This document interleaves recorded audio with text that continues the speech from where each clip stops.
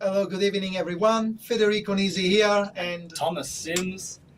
from the Novak headquarters. And tonight we are going to tell you the most effective way to track the Northern Beaches property market.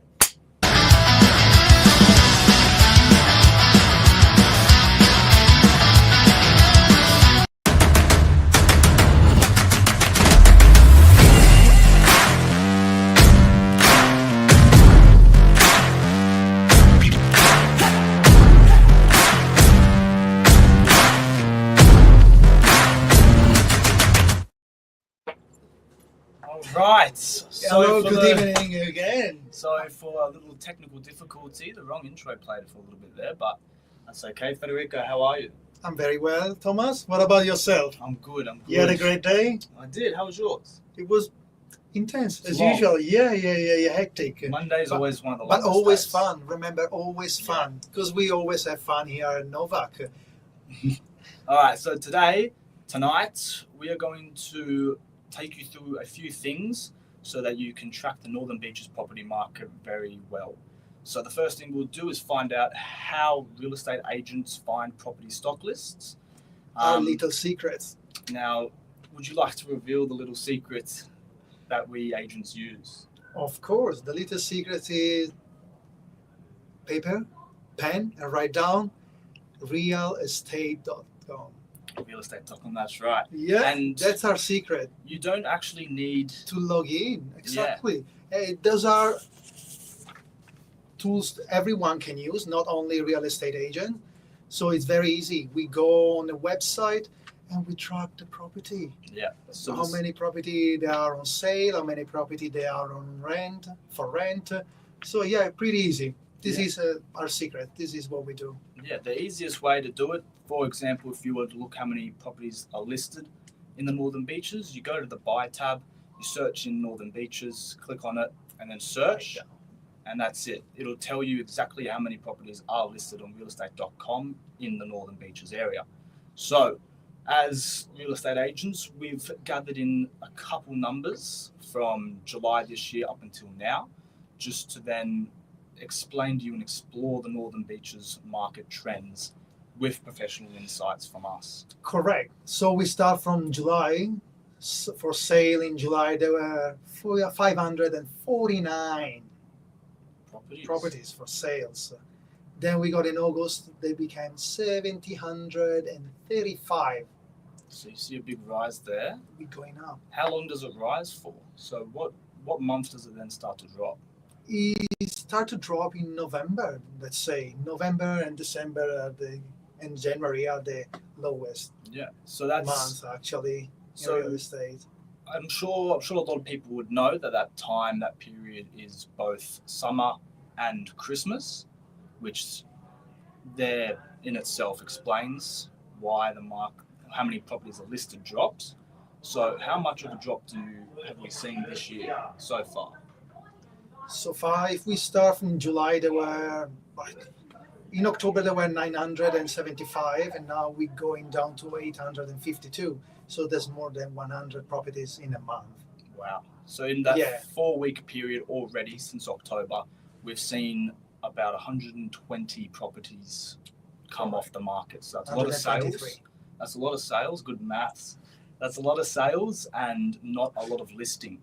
So that's where owners are not looking to sell this close to Christmas because they don't want to have to deal with that stress and all of the efforts over the Christmas period. You want to have that break.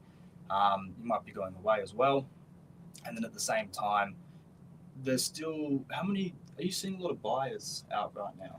Plenty of buyers actually out there. Plenty of buyers. So what we see now, we got property, actually they don't stay very long on the market, especially apartments.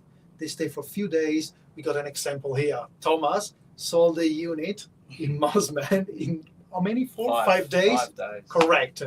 So yeah, this is the trend around this period. We got properties entering in the market and not staying more than a week. Yeah, we're seeing a lot of buyers out there just snapping at properties. Before, as Thomas said, before Christmas, before all the holidays.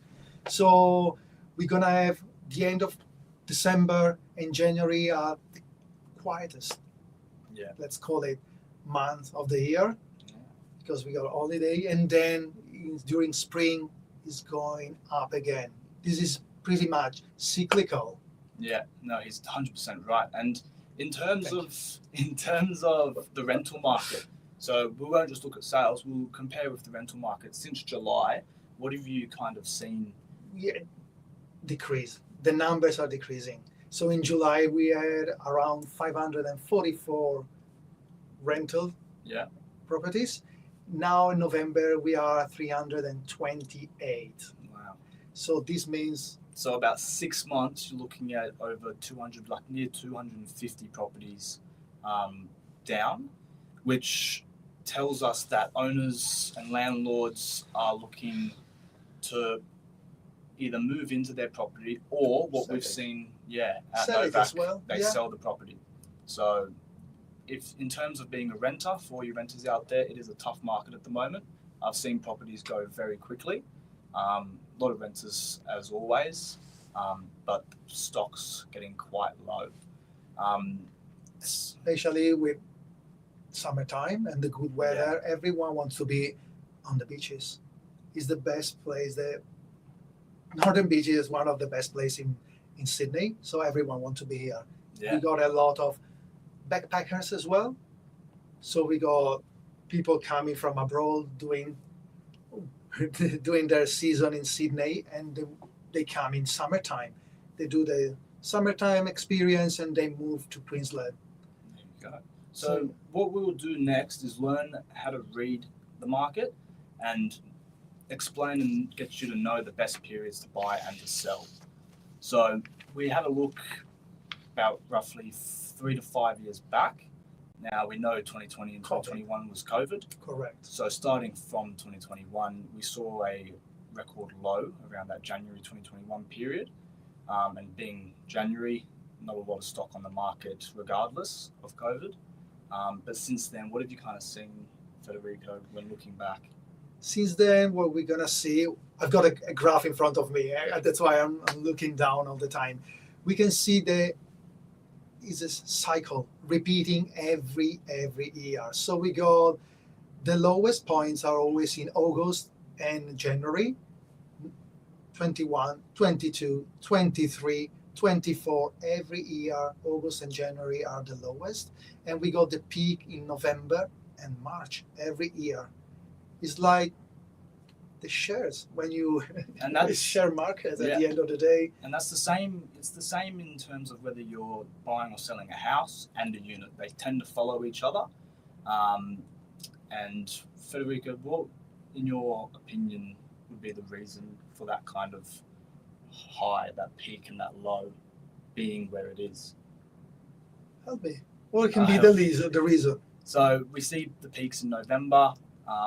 This is in listings. So a lot of people are looking to list their properties and sell before Christmas. Before Christmas. Bit of a Christmas rush. Before, now, in terms of that rise and that peak in March as well, that's that post-Christmas period where people have come back from holidays, people have had their Christmas break, and now they're looking to get that end of summer market, start of autumn. So you start to see everyone start to list their properties, which gives buyers a whole lot of choice and variety, which then affects that market price as well. And we got the lowest one right after Christmas, so January, where we got holidays. Everyone is on holiday. And we got August as well, winter time. That's right. Yeah, correct. And don't forget those, what are they? Seasons. Yeah. The seasons actually dictate the market in their own ways. And it depends when you're looking at buying or selling.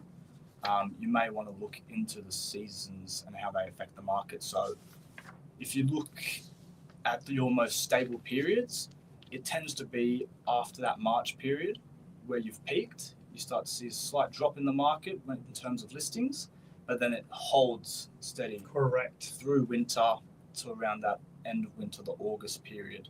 So if you're looking for a steady sale, stress-free, that winter market is definitely yours. But if you're looking for that highest price, what seasons do you suggest, Federico? For the highest price, I would suggest October, and then we got March and October. Yeah. Yeah, when No, we I go there. agree. You start to see that property, well, the listings go up to the highest point. That's not always the best case and the best situation to sell. You might want to sell when there's the least amount of listings. So that tends to be around potentially December. If you're seeing a lot of buyers in December still, regardless of Christmas, might be a good time to sell. Buyers don't have a lot of choice. So they make their decision there or they choose to wait. So it's a risky time. But you see a drop after March and April too. So low stock means hot competition for all the buyers out there. So if there's a lot of buyers but not a lot of stock, you'll start to see that property price lift. Going up. Yeah. So correct. Well said. Do you have any other questions? Do you have any questions based not really, but if someone from home have a question, please write down. Are we on Facebook, isn't it? We're on Facebook, Yeah. YouTube, LinkedIn. Yeah. Everything. Hopefully we answer all your questions, guys. There's nothing special we do. We just read graphs and we try to help you in the best way possible. That's it. And thank you, Thomas. No, thank you, Federico, for joining me. If you guys do have any questions, feel free to give us a call. We never sleep. We're open 24/7. 24/7, guys. Come in, have a free coffee, sit down, have some biscuits, and have a chat with us anytime if you do have any questions.